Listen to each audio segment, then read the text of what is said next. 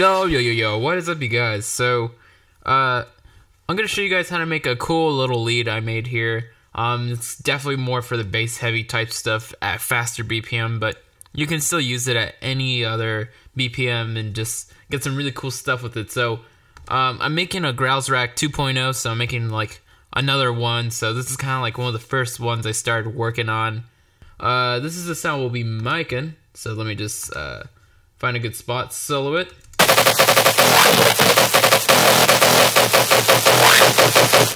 So it sounds like a really crunchy little thing, but when you hear it kind of like in the context of everything else, it sounds really badass. So I'm not even sure if I should call it the Growl Rack 2.0 because this definitely isn't very growly, but I'm not done making this. I'm going to make it more growly. But for now, it'll be really fun to do. So there's a lot of processing that goes into this. So I think we can start off there, and then we'll work our way back into massive. So I have a little bit of EQ at the very end of the rack. So we just have a little bit, we're just like high passing and low passing, the extreme lows and extreme highs. So you can kind of see I have this around what seems to be around 129 hertz. So we're cutting out a lot of low that we don't need, but we're still leaving enough so that we have, you know, a little bit of bass to kind of work with later. And also because we're distorting it, we don't have to cut as much because all that distortion is going to kill the low end anyway. Well, not really kill it, but it's going to like definitely make it higher in pitch, so we don't have to worry too much about that after a certain point. And just a little bit of high pass because that top can get a little annoying. So then there's a little bit of reverb. So it looks like I pulled out a hall reverb setting and then kind of tweaked it myself. So I added some more low cut and high cut, so you can kind of see right around there what's going on. The pre-delay is where it's at by default. Brought the size and the stereo up all the way. Decay time is around 4 seconds or so. And the diffusion network is on, as well as early reflections and chorus. So I'll just zoom in on all this. You can go ahead and pause it. And then you can see my dry wet is probably the most important parameter, because even though we're doing all these crazy big settings, we're also bringing it low enough so that it doesn't sound like a reverb thing, but gives it that space. Because if you definitely take this off and on, you'll kind of feel like there's something missing in terms of a space and a kind of a fake width, if you will. So then we just have reflect and diffuse straight down the middle. So let's close these two down, and let's go on to, we'll start off with, well, let's just do the Camel Crusher. This is, again, at the end of the rack.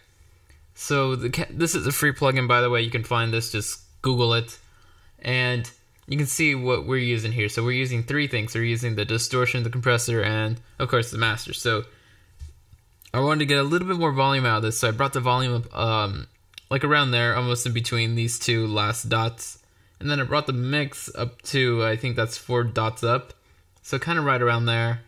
And then I love the fat mode on this. So I turned that on, brought this all the way up. And with distortion, I put the tube kind of almost pointing at the O right here. And then this is just at the second dot. So now moving on to erosion, which is actually really kind of important to this. You can choose whether you like it or not, but I really did like having the erosion on this. So I went with wide sound. I brought the frequency up all the way. The mount is almost at halfway, and the width is at 2.5. So again, the cool thing about erosion is you can kind of just play around with this by just moving around this parameter, and you'll get some really cool stuff. So, you know, it's up to you. That's definitely an extra thing. Oh, and I almost missed the wow filter. So the wow filter here is just a band reject. Not on valve mode, and we're going to just set the overdrive in between 50 and 70, so kind of around where I guess 65-ish would be, and then the reso is kind of around where 80 would be, and the cutoff is just underneath 300.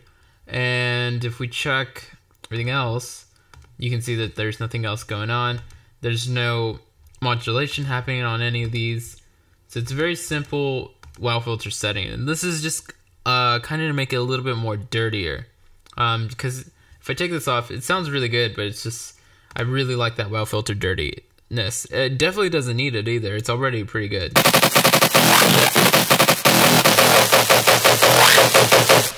So that is giving it this really distorted sound. So if you don't really want it to be too distorted, you just take off the well filter and you're still flying. So let's take off the well filter, the erosion, the camel crusher, because we've seen those. Now we're getting into the last few things.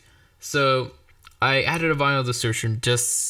I really love vinyl distortion. So what I did here was I applied the drive. I turned off the tracing model, and make sure this volume is down because you don't want any of that crackle and all that stuff. So just make sure these are down. And so we can see I put this to around 300 or 3.0. I don't know why I said 300. So that's for that amount right there. And then frequency is around 7K. So it's at 6.71 kilohertz. And then that's basically it for all this. So make sure you have this on hard and mono. So if you have it on stereo, you still get something really cool, but I really like the mono because it kind of feels a little bit more in your face, if you will. Let's open up this limiter. So I throw a limiter after a multiband setting, just to kind of like really get it nice and squashed. And so if you don't like using limiters on your racks or on individual tracks, I definitely understand that. So you don't have to do that if you're like the engineer type and you just don't do things like reverb, time-based effects on your tracks, or using limiters the wrong way. Then you don't have to. But in the kind of like bass heavy genres, it's not uncommon to see things like that. It's just the genre is so like crazy and loud that you can kind of do those ridiculous things where it can be passed off as artistic or as an artistic choice to do that. Now, from an engineering point, you probably never would want to do that. But hey, I'm just telling you how it's done, not trying to tell you what should be done. So anyway, throw a limiter, throw that gain up 6 dB because that's retarded and that's fun to do. We'll turn that off. And that's just a stock Ableton limiter. So now we'll go on to the OTT multiband setting. So when you go to audio effects, you go to compressor, you find the OTT setting. Multiband compressor. Whoops. It's a multiband dynamics. So you throw that OTT setting. That's all you got to do. That's all you got to do. This is also, you guys also see me use the X for OTT plugin a lot. It's this one right here. I'll find it for you real quick. Let me see. This is basically an emulation of this kind of preset. So, you can use either or, but, in this case I went with the Ableton version. And so now we're back to Massive. So, I don't know how long that took, but let's just get into Massive. So, first thing I'll probably do is just save this so I don't mess up the patch. So, I've saved the patch so that way I don't lose it. And now we're going to start off. So for you, remember to go new sound under file. And this is actually quite simple. So if you kind of listen to it as we go through it, a lot of things will make sense about the sound design, how I got to where I got to. So there's a few things to point out. So first off, in routing, we're going to put insert 1 before filter 1, and then put insert 2 right after that. So that's just a little important thing to do. So that way the distortion is in the places it needs to be, or the inserts I should say. So now we'll go voicing. So we're going to set this 16 to 3, and we're going to put on mono rate and mono rotate, I should say. I don't know why I said the other thing. And now we'll go oscillator tab, and it looks like I have the restart via gate on. So you can kind of decide whether you want this on or off. So definitely it gets all crazy when you have it off. And then it's just a little bit more predictable and a little bit more controlled when it's on. But slightly more boring. So for now, let's just turn it off. You can decide whether you want to have this on or off. Alright, so let's start off with oscillator 1. So we're going to set this to, we're just going to leave this one on the default wave. So that's the square saw 1. and we're going to bring this down an octave. So if you hold down Option while in these boxes, you just go up and down octaves like really fast. So I'm holding down Option. That would be Alt on PC, I believe. And just like that. So really fast, so you don't have to click it in. And we're going to leave the wavetable slightly. We're just going to nudge it slightly to the left of right down the middle. We're going to throw in envelope 1. And we're just going to bring it in here and drag it all the way up. Intensity can be up all the way, same with amp. And then evenly routed to filter 1 and 2.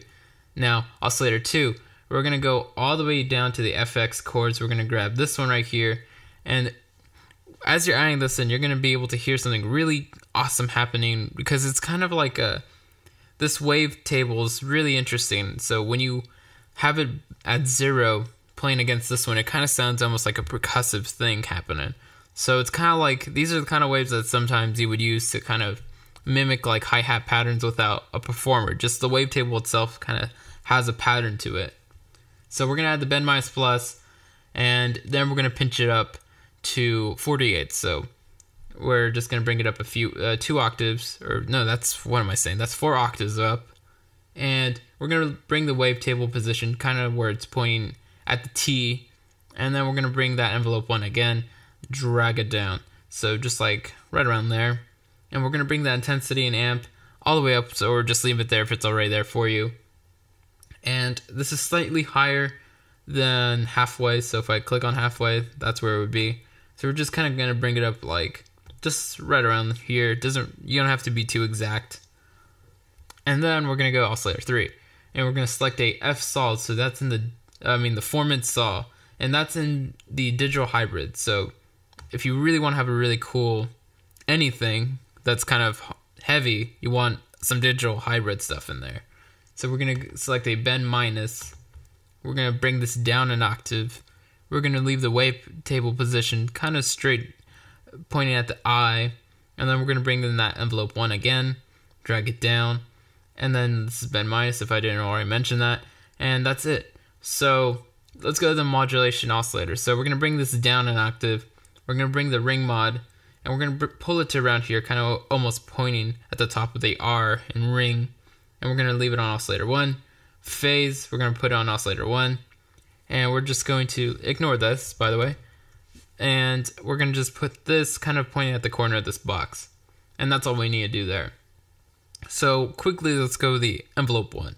So the envelope 1, as you can see, I pulled the attack like almost like straight down the middle. So the point of it should be kind of where, it says reset.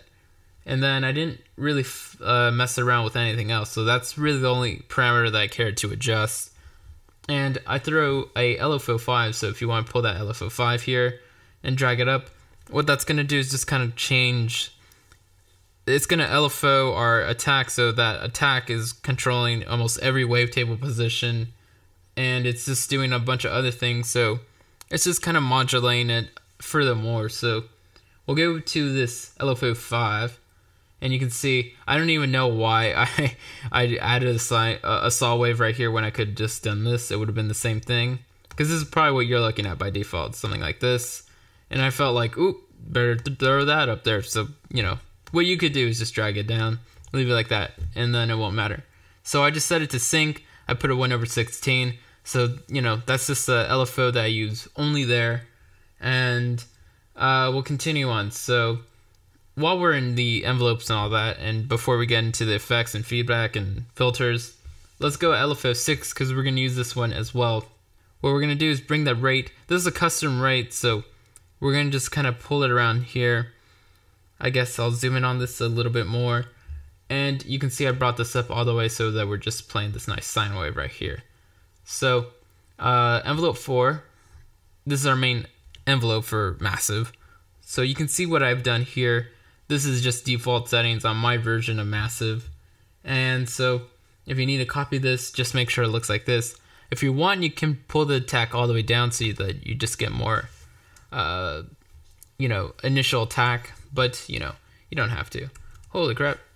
Did you see that? I pressed Command Z to go back, and it just gave me some weird setting. It was like all the way over here. So we'll just do that. It doesn't really matter at this point. And I didn't use envelope 2 or 3, I don't believe. So let's continue on. So now let's start on feedback. So on feedback, we can see we use the envelope 1 and LFO 6 again. So we're just going to drop those in, box 1 and 2, kind of adjust it to look like this, and make sure this is kind of pointing, I guess, where the top of this corner would be. So again, I'll zoom in on that. And the feedback really just kind of helps it. Its feedback is just kind of rehashing. It's just going through the routing and introducing the signal back in. So kind of messing around with that is just furthermore modulating it and making all this crazy shit happen. So we're going to go now to inserts 1 and 2. So we're going to assign the hard clipper and the parabolic shaper. And you can see the dry wet on the insert 1 is up all the way, and the drive is kind of brought up a little bit, and we throw that envelope 1 again. So, kind of get it like that. And then with insert 2 on the parabolic shaper, we're going to bring the dry wet, I guess kind of around 230-ish, right around there. And the drive is kind of pointing a little bit past that E. So again, we can ignore this little erased envelope 1 that I had on the drive. Now let's go to the filter section. So at this point you have something pretty cool, but now once you get to the filters, now we're just going to add the final touches to this. So what we're going to do is bring this up to serial in the routing for our filters, and then we're going to bring it down to mix 2. So if you kind of have it in the middle, you can get some cool blends, but the idea is to go through the low pass and then out of the filter 2. So that's kind of the idea here. So low pass 4, we're going to put the cutoff right around there so we can just kind of cut out a little bit of that high stuff. You'll be able to hear it as you're doing it. And we're going to put the reso to, I guess right around here, whatever that would be. I guess that's like, 8 o'clock-ish. And we're going to put that LFO 6 there, drag it up all the way up like that. And then we're going to add a band reject for filter 2. So right there, we're going to pull down that cutoff, add that LFO 6, and we're going to add a envelope 1 to the bandwidth and a macro 2 to the reso. So this is kind of something that I still got to map if I haven't already mapped it. But this reso just gets all crazy high pitched. So if I throw this all the way up,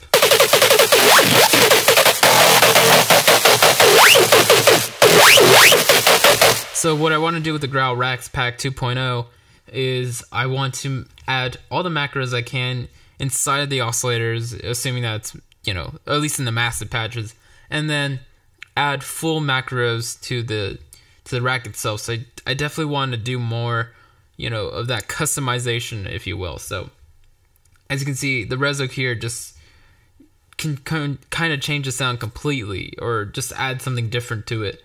So that's kind of fun to play with. So I recommend, playing around with that reso and, adding some macros to it. This is definitely a fun thing to even automate sometimes.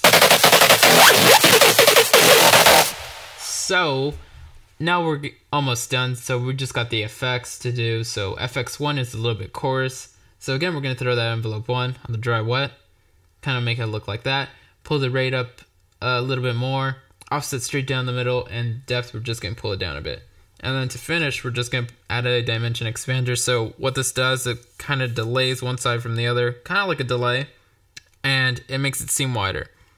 So people actually use delays for that reason. So what we're going to do is just throw the dry wet up to around, we're going to pull it down actually, so right around there. Size, pull that down as well, and we're done.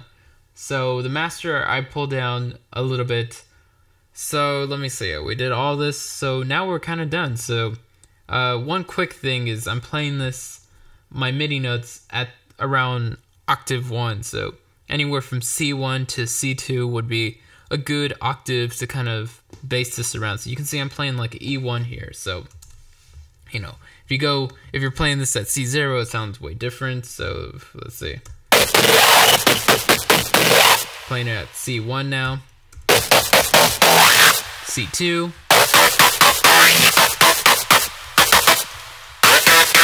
C3, C4. So hopefully you guys like this, and I'll let you guys know when that growl rack that the new pack I'm making is done, so that we can check it out on my website. And thanks for you guys for supporting my website and always checking that stuff out. Every time you guys support it, I get to get more inspired, and I get to, put more time into making more stuff. So thanks for that, you guys, and lates.